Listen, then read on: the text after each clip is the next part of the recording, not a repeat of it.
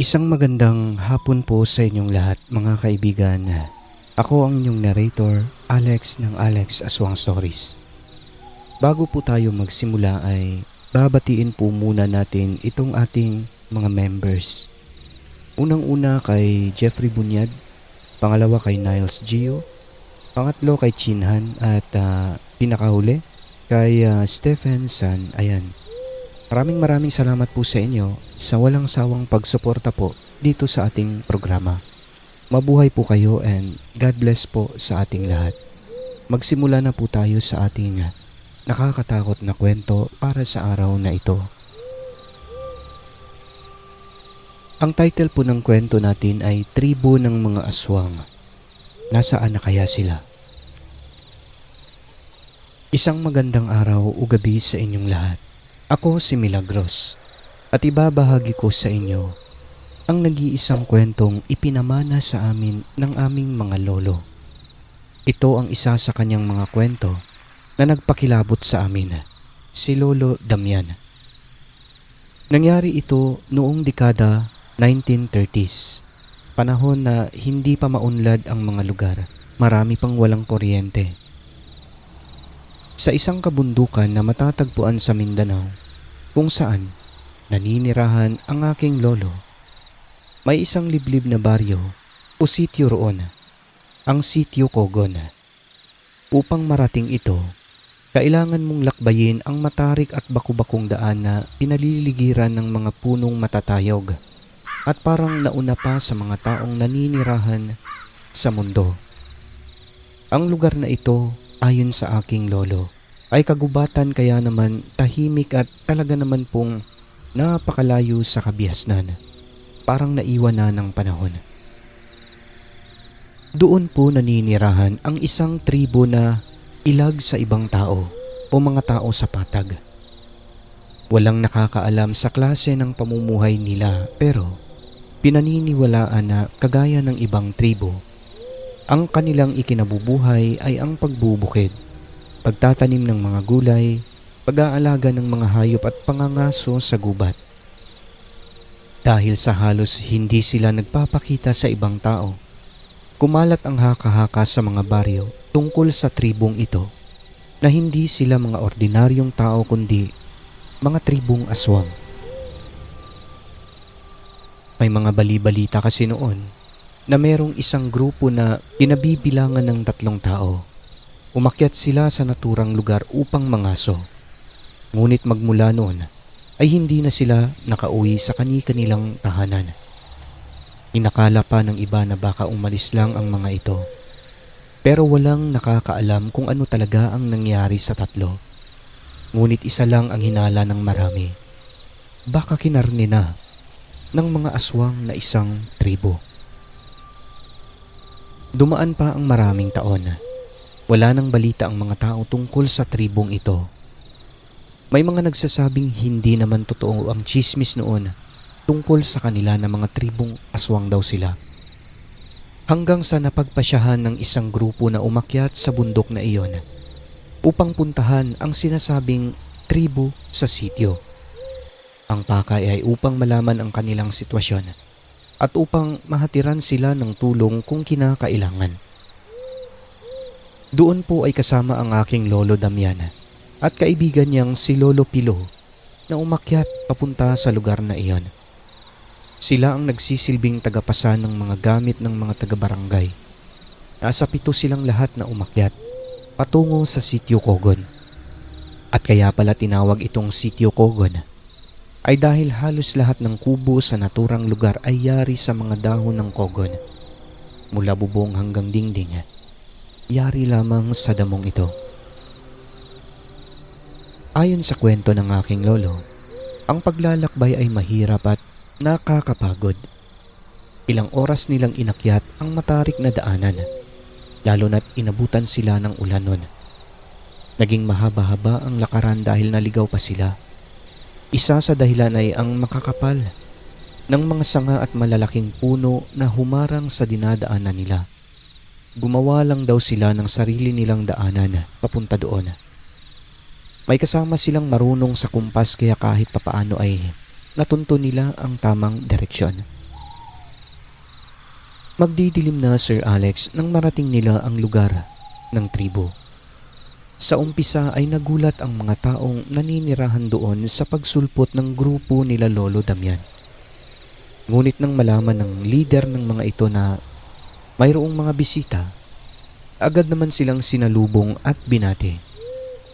Ang mga lalaki ay mahahaba ang buhok, hindi uso ang gupit at nakasuot lamang ng bahag. Ang mga babae ay walang pang-itaas na damit. May mga palamuti ang kanilang katawan. May mga kwintas sila na ang iba ay mula sa pangil ng baboy ramo. At yung pinaka-leader ng mga ito ay may maliit na bungo sa kanyang ulo. Isa umanong simbolo ito na siya ang pinuno ng tribo at pinakamalakas. Pero ang nakakatakot ayon sa kwento ni Lolo Damian, lahat daw po sila ay may hawak na matulis na bagay o mga sandata nilang gawa sa bato, bakal at kahoy. Bukod sa pinuno, matatapang ang tingin ng lahat sa grupo nila Lolo na parang kakainin na sila. Ganon pa man, kampante lang sila dahil mabuti naman ang kanilang pakay. Ang pinakapinuno ay naiintindihan naman daw ang salita nila. At doon nga ipinaliwanag nila na naparoon lamang sila upang maghatid ng tulong kung kinakailangan. May mga dala silang gamot no na ipinamimigay sa leader sa lahat ng mga taga doon. Pero yung iba, nagsalita ng mga wikang hindi naiintindihan nila Lolo. Kumbaga, wika ito ng tribo na sila lamang ang nakakaintindi. Nang dahil dito, hindi man nagpapahalata ngunit ayon kay Lolo Damian, nanginginig ang lahat ng tuhod nila. Sa isip-isip nila baka totoo ang haka-haka tungkol sa tribo na iyon. Gayunpaman, sa kabila ng takot na nararamdaman nila, ay hindi sila nagpakita ng takot. Sa halip ay pinaaabot nila ang kanilang mabuting pakay sa tribong iyon. Mabuti naman at nakabisita kayo dito sa aming tribo. Hali kayo, tuloy kayo. Magiliw na salubong sa kanila ng pinuno. Salamat sa iyo, pinuno.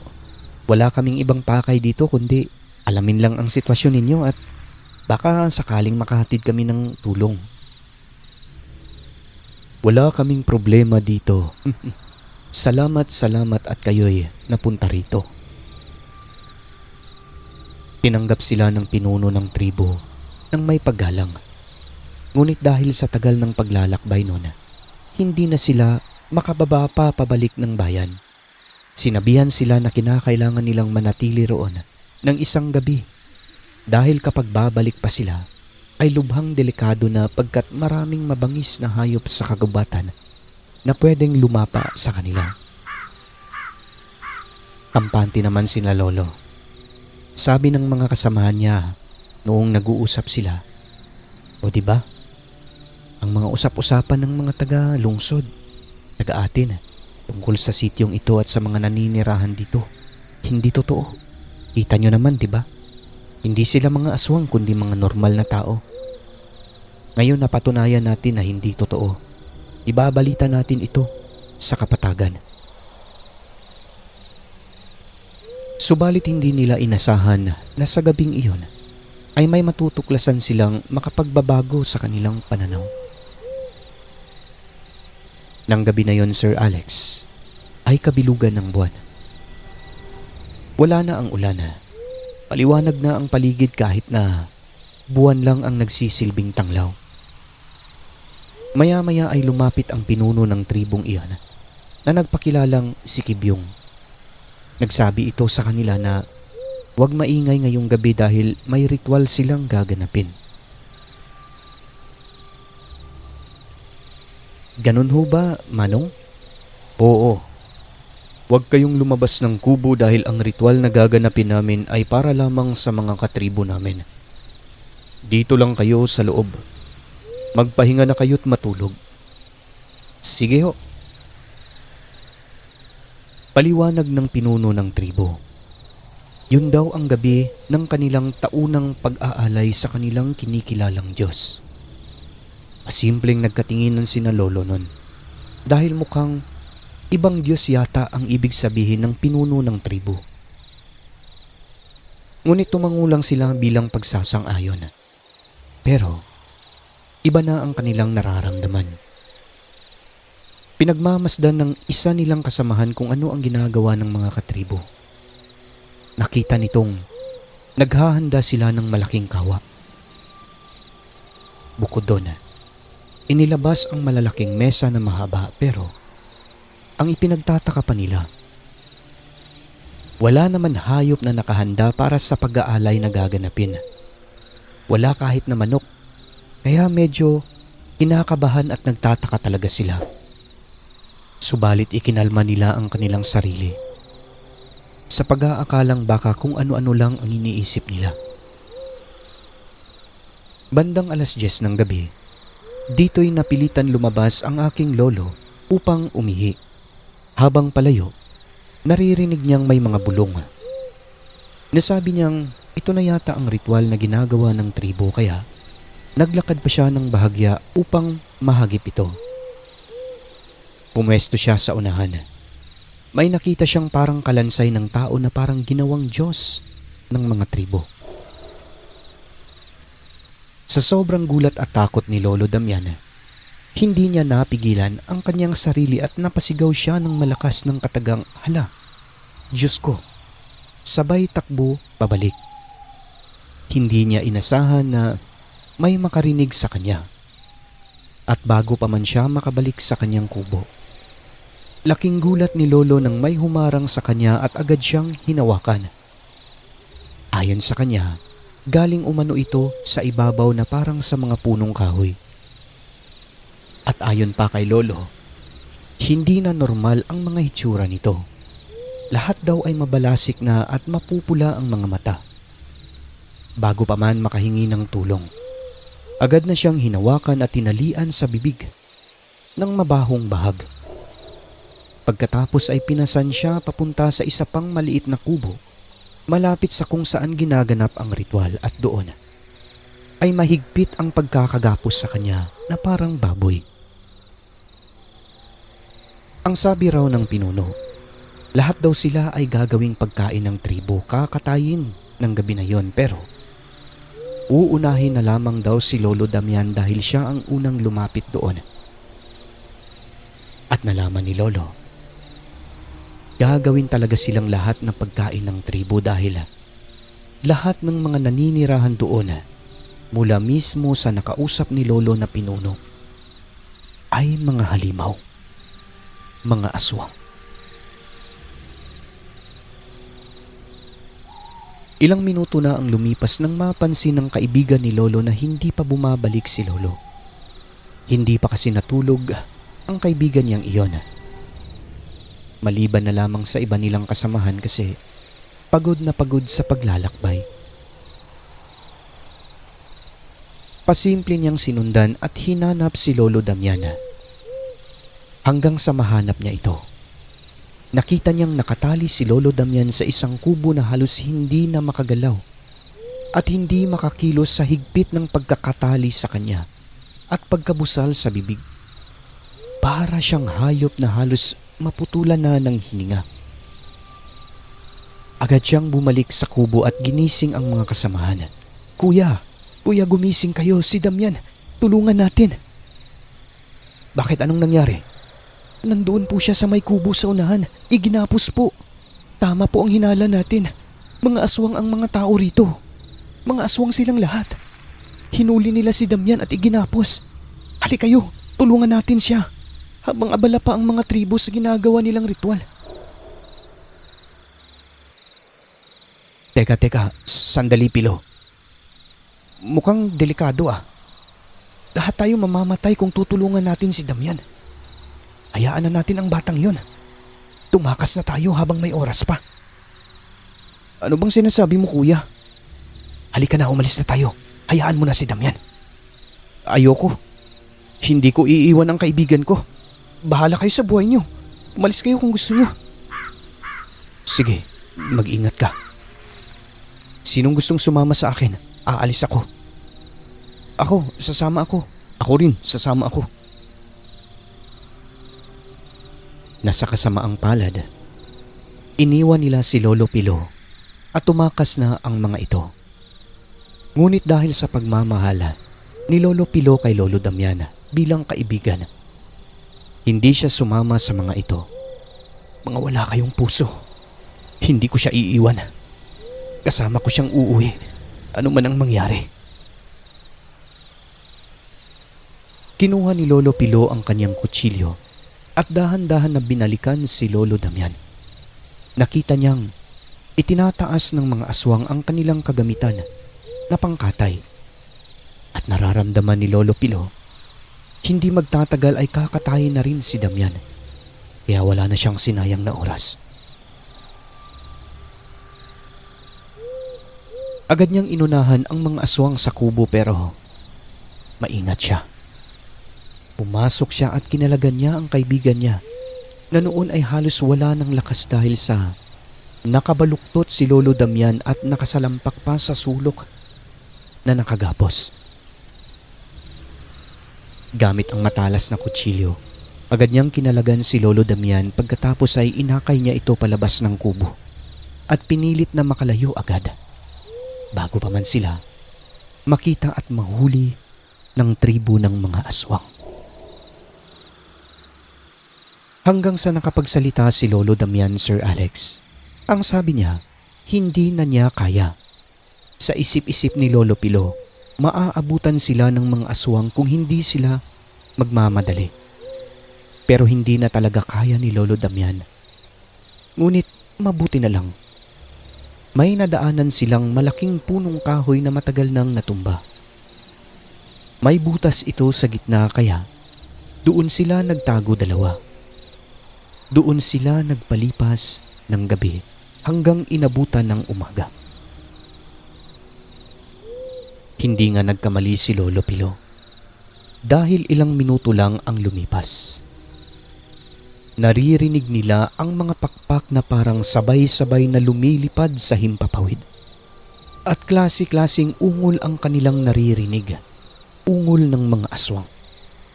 May boses na at mga salitang hindi nila maintindihan sa malayo na tila salita ng mga tribo at nag-uusap ang mga ito na para bang hinahanap talaga sila.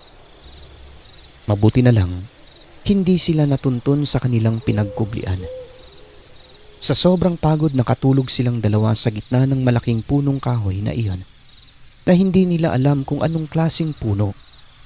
Pero ang sigurado, may kung ano-anong gumagalaw sa loob.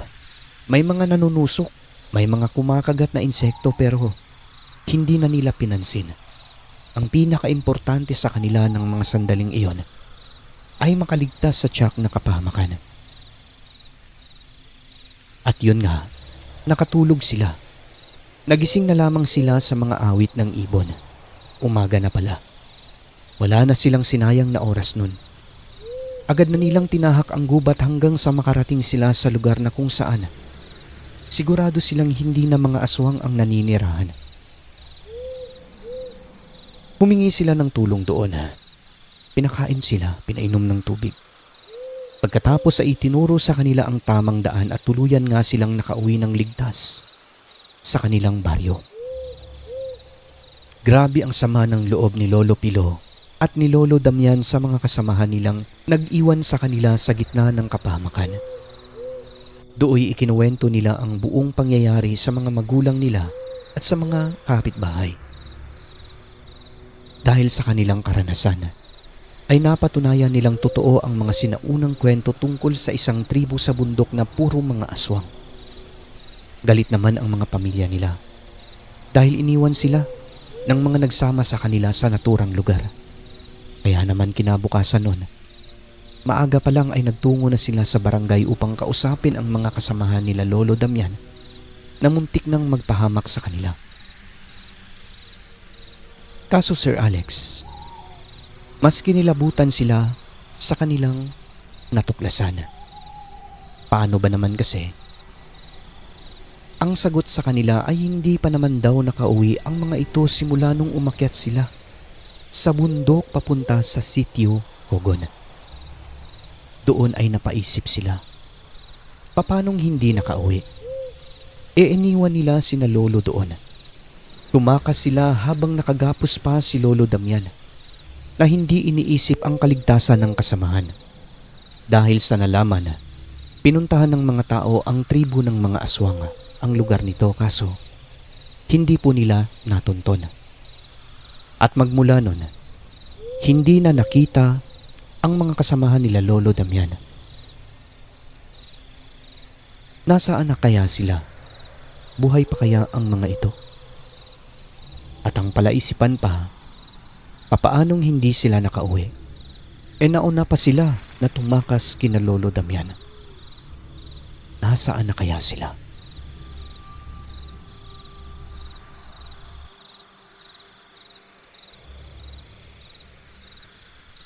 Bago tayo tuluyang magwakas, muli ay babatiin na naman natin ang ating mga subscribers na sina Jeffrey Bunyad, Niles Gio, Chinhan at Stephen Sana. Sa mga gustong sumuporta po sa ating programa, i-click nyo lamang po ang join button dyan sa channel natin. Mag-register po kayo, isa-shoutout ko po ang mga pangalan ninyo. Siyempre sa mga hindi pa nakapag-subscribe dyan, sana po ay mag-subscribe na po kayo upang updated po kayo sa mga bago nating upload. Muli, maraming salamat po sa lahat. Huwag kalimutang tumawag sa taas. I love you.